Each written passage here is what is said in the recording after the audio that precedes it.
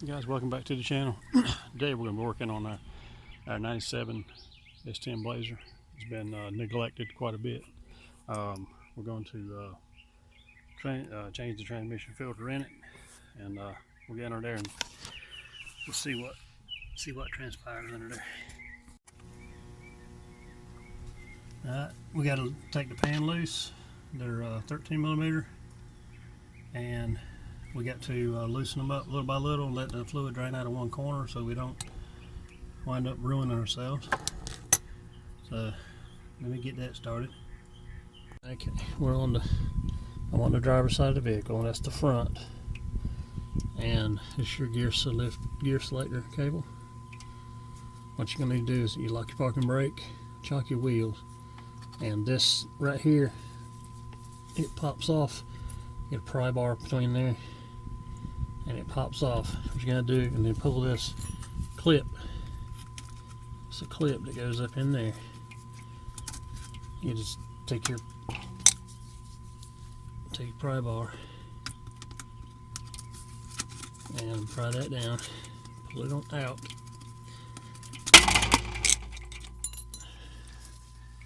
And this is gonna have to slide back so you can get to that other 12 millimeter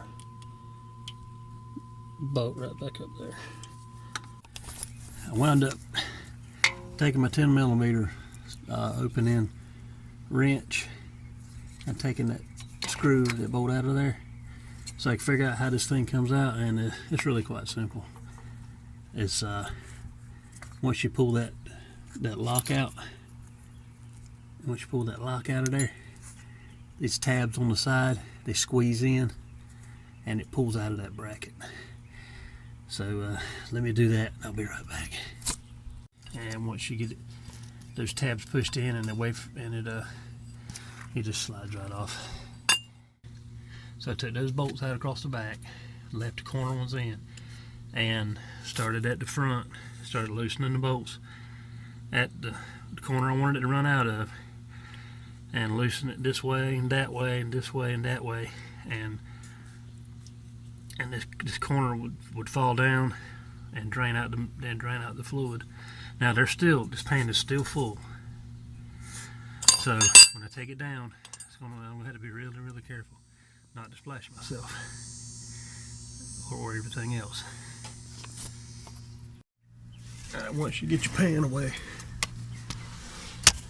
from the transmission, this just should pop right off. I don't think there's anything holding it. It's just the friction of the rubber seal holding it.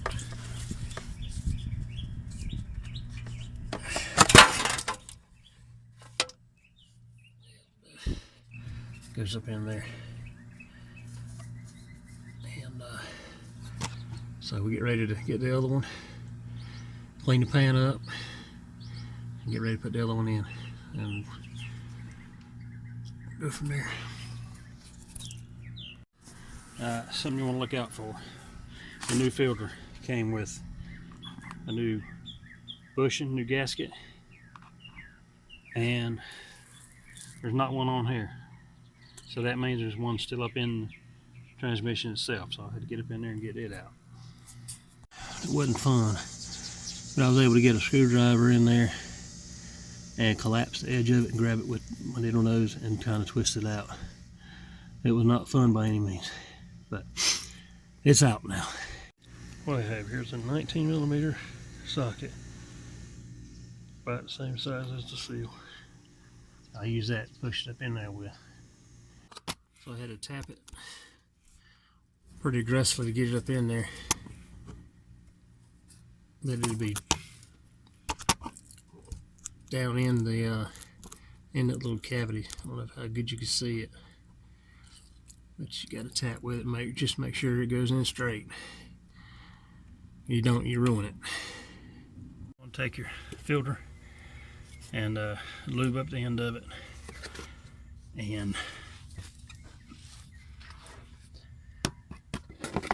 line it up with your seal that you put in a while ago, and press it up.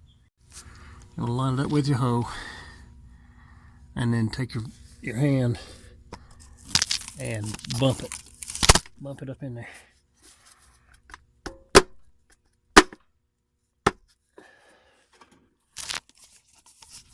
And when it's bumped up in there, it shouldn't wiggle much at all. It relies on the friction of the seal to hold it in there, and of course the pan.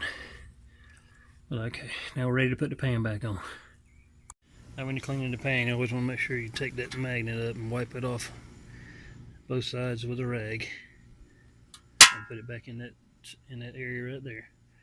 And if you have any of these bolt holes that are pushed in this way, which I think I got like 2 right there, you take a piece of wood and set it up on there, and just give it a tap with a ball peen or a regular hammer or whatever until it kind of goes flat.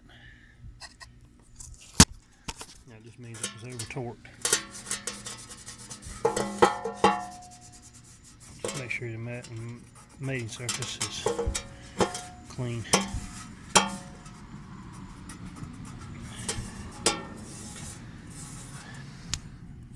And you want to make sure your mating surface on the bottom of your transmission is clean, wiped off real good, make sure there's nothing then all the way around.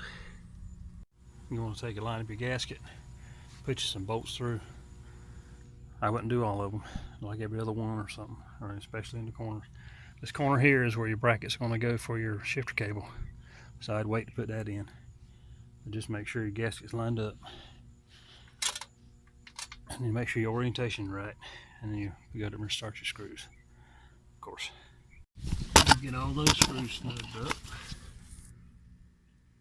And then you don't want to tighten any of them until you get all of them in, and all of them finger tight. Back underneath the driver's side now, and I'm getting ready to install the bracket for the shift cable. And to do that, you want to go ahead and slip it over your cable. And don't actually click it in yet, but just to put it over it, because it's hard to get through there once you get the bracket up. So you can just put it in there loosely until you get it tightened up, then you can snap it in and put the clip back in. With it like that, you'll still be able to get your socket on and be able to go ahead and tighten it down.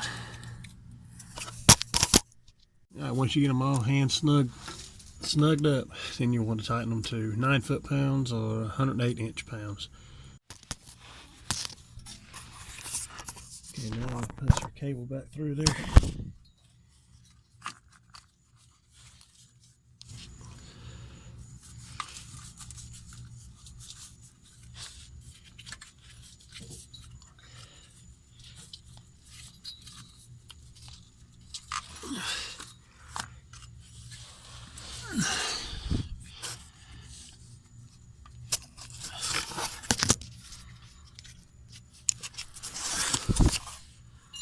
And then our clip,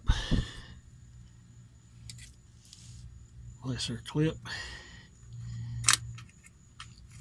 right in there on the front side of it, side with the cable end. Once we get our clip snapped back in, then we come down here and snap that back on. We may need some pliers to squeeze it together.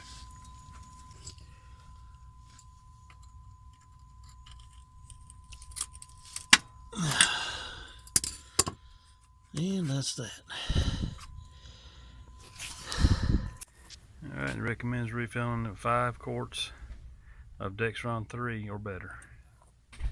Alright guys, so after driving it around and getting it up to temperature and everything and checking it, it's 5 quarts of the transmission fluid. And so if y'all guys found this helpful, please like the video, comment, subscribe, and we'll catch you on the next one.